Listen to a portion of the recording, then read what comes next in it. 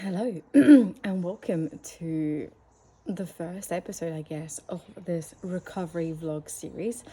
It's been a long time since I've recorded a vlog, and this is just going to be, I was going to say a sit down and talk, but I'm obviously not sitting, I'm standing. It is Sunday the 23rd of October, like 8:30 in the morning. I woke up, I've had breakfast, and I was like, you know what, it's time to just record this vlog and get going with it because I've been putting it off for ages. But anyway, where to begin? It's been a really long time since I last recorded a vlog. I think it was like maybe January, February, so after prep, where I had just, I don't even know if I'd come off the pill at this point, but to kind of cut a long story short, I came off the pill in January, at the end of January, following my prep. I was just kind of like ready to come off hormonal contraception after 7.5 years. And that was exactly 267 days ago. And I have still not recovered my cycle. Now, at this point, it's been 10 months.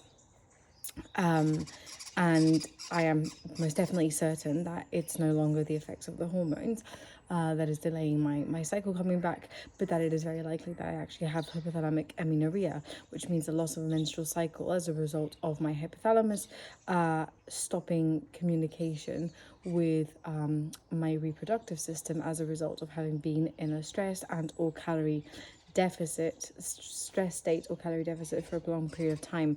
Now, obviously, I've not, since stepping off stage in December, I obviously went into an off season up until about, well, really, it was like the end of June where I started dieting for my wedding because I just got married on Monday. It's Sunday today, so nearly a week ago. It was the best day of my life. But I had bought my dress at the end of January, stupidly, which meant that I knew I had to diet ahead of my wedding. So anyway, yeah, it's been 10 months since I came off the pill, and I'm yet to have a cycle. And because I knew that I was going to be dieting for my wedding, I feel like that really made me struggle with my off season because I didn't want to get too heavy because I knew I'd have to pull back. In the end, I had like a massive mental health meltdown around about May. So I stopped tracking food completely. My body weight came up to about, let's say, 6, 7 kilos above where I knew I wanted to be for my wedding. I never ended up getting there because I didn't need to, which is fine. But it just made it really difficult. And because I was like so kind of concerned with trying to control my weight after prep, because I knew I'd be dieting again, I just think it made that process really stressful and actually not enjoyable at all, and quite uncomfortable to be in my skin too. So it wasn't great. But now we're here. Like I said, I got married on Monday, and officially that sort of marked the beginning of this like true commitment to recovering my cycle.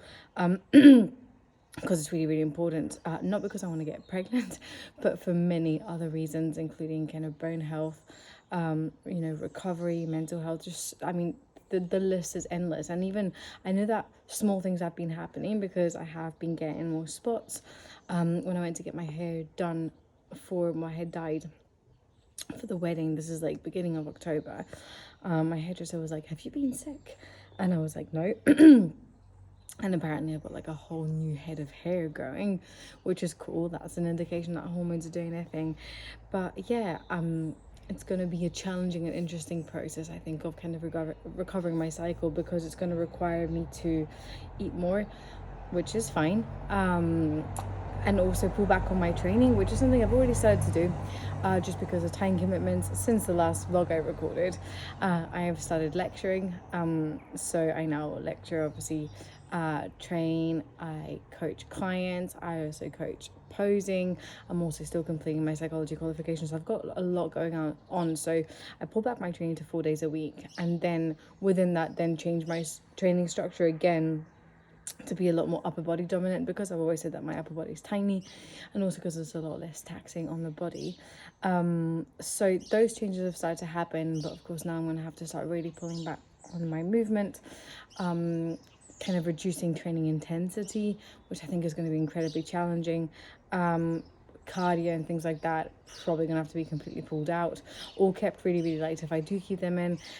Steps are gonna have to get pulled back. Like, there's a lot of things that are gonna have to change, and it's gonna be really challenging, and I know it. I think previously when I've gained weight, in bodybuilding context, it's always been fine because I've always thought to myself, or whatever, like, I'll gain the weight and then I know I can diet it back off. But this time there's no kind of like, I will diet it back off. It's I need to commit to staying in that calorie surplus, to gaining body fat, to being in a slightly bigger body, which is fine. But at the same time, I know that I do feel like I look better, and feel a lot healthier and just like a lot nicer in my skin when I am a bit leaner, like relatively, like kind of around about where I am now, which is sort of where my body would sit, or yeah, approximately where my body would sit before I kind of got into bodybuilding. When I was about like 22, you know, somewhere that I think I would maybe be like 52, 53 kilos, which is kind of where I'm at now. I mean, I've not weighed myself in the last 2 weeks. Deliberately, I didn't want to weigh myself in the week leading up to my wedding because I knew it was going to be chaos because I had so much to do. And of course I don't intend, well, I'll probably start weighing myself at some point, but at the moment I'm just like, no, I don't need to weigh myself. Of course, coming off the back of the wedding, we've had an amazing week of like eating and drinking and just being very relaxed and not moving at all. Like, I've not trained nearly in 2 weeks now. Probably going to train Monday, Tuesday, but then I'm away next coming week. So yeah, a lot to come still. So yeah, I just wanted to start recording these vlogs more so to keep myself accountable for this recovery process and to kind of like show a bit of the behind the scenes. I love bodybuilding so much. It's like the best thing ever. I can't imagine myself doing any other sport, but I genuinely don't know if I will ever compete again. I keep umming and ahhing between that. I don't need to make any decisions now or ever really, but just given how, just everything that I've been learning about like meeting my own needs, because after my meltdown in May I started going to therapy, and it's just been so useful to start to learn a bit more about myself in that way and kind of really open myself to that experience and figure out like what my needs are. I guess it made me realize that bodybuilding is really good at helping you ignore your needs, because you have to ignore your hunger, you have to ignore your tiredness when you are particularly in prep, and even like when you're in an off season, if you are really pushing calories high. And I don't want that anymore. I really don't want that anymore. I love coaching people through that process, having been there myself. I love using my psychology to help my clients, but I don't know if I want that for myself anymore at the moment anyway. And suddenly I won't be thinking about anything like that for the foreseeable, because of my sole goal right now is to recover my cycle, is to get to a really good place with that, and is really to sort of start to eat a bit more, yeah, intuitively, to an extent, still tracking my calories, still tracking my protein probably. I'm still not really sure what I'm going to be doing with that, but I did a massive food shop yesterday, which was just the most liberating and like freeing experience ever. Don't know if anybody else who perhaps watches this has the same experience, but when you're like so used to tracking foods, so used to being in that bodybuilding mindset, like there's certain things that you end up eating just by default because it's easy, because you've already put it into your MyFitnessPal, because you already know how you can figure out your calories for the day based on those foods, which just means that at the end of the day you could very quickly end up not eating certain foods that you really like, which is what happened to me. There's so many foods that I love that I just hadn't been eating, obviously because I was dieting, but also because I just couldn't be bothered with the effort of thinking, where am I going to fit this into my normal meals, or like where am I going to put this, and so yes, I had to go food shopping and just be like, oh, that looks really nice, I'm gonna grab that. And it's daft stuff, like it's so dumb, things like oranges, apples, more bananas obviously because I'm no longer dieting, but pumpkins, butternut squash, sweet potatoes, I'm just stuff like that are cream cheese, like, oh my god, stuff that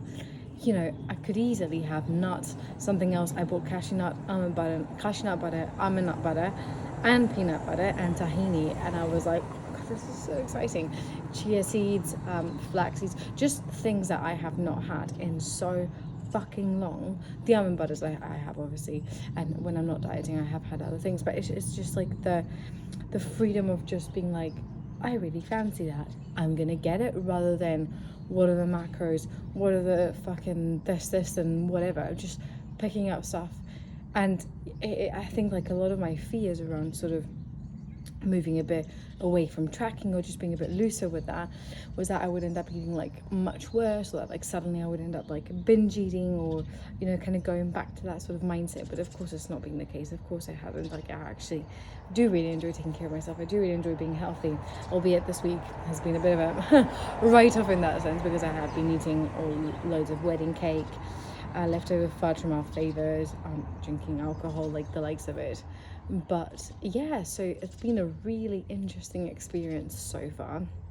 And in the lead up to kind of the wedding, you know, it's mainly what I was working on with my therapist, just kind of talking to her about what my expectations were, what my fears were, what my apprehensions were. And I'm so glad that I'm going to have her support through this process, because I know it's going to be challenging, both like the gaining weight to then not, without the mindset of I will lose this weight again, but also the whole thing around pulling back on my training. I think that's going to be really challenging, and almost like trying to find something that might replace the feeling I get from really pushing myself to the limit, because I do love that. I love the feeling of doing something really hard and taking myself and knowing that I can do that. But again, that's the interesting sort of mix there with what does that mean for my ability to ignore my needs, ignore my tiredness, ignore my pain thresholds, and actually what I really want to be able to do is to be able to meet my own needs.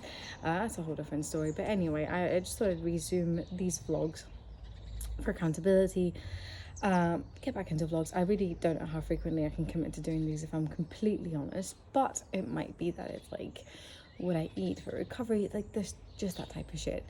We will see. But this is just a bit of a come in here, have a chat, talk about how I feel, talk about what might be coming. Obviously for much more updates, you can always follow me on my Instagram. It's probably a lot more relatable, and there'll be a lot more content in there than what I can commit to uploading to YouTube. But yeah, that's kind of where I'm at right now. Everything else is going fantastically. Like, as I said, I got married. It's been the best day and week of my life. It's been so fucking good. This has been my first week of annual leave since January. Since I went to the Canaries with my family. Work is going great. My clients are absolutely smashing it. I've got quite a few people prepping for shows next year. I've got a client prepping for a photo shoot right now, another client prepping for a jiu-jitsu competition. So there's a lot going on. I am still taking on new clients, so if you're interested in working with me, please do head over to my Instagram and click the link in my bio, or just drop me a DM to inquire about coaching.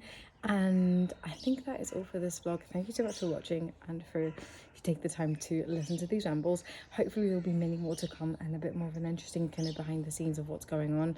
I'm no Stephanie Buttermore by any means, but this is kind of my version of not quite all in, but sort of slowly getting in to recover my period. So here we go. I'm optimistic. This is cycle day 267, and I really, really hope that, you know, before I reach the year of coming off the pill, that I can get a bleed. But time will tell, and I'll just have to be really patient with my body, take care of myself, and take you through the journey. So yeah, thank you so much for watching. Remember to give the video a thumbs up if you enjoyed it, and I will see you in the next one, hopefully soon.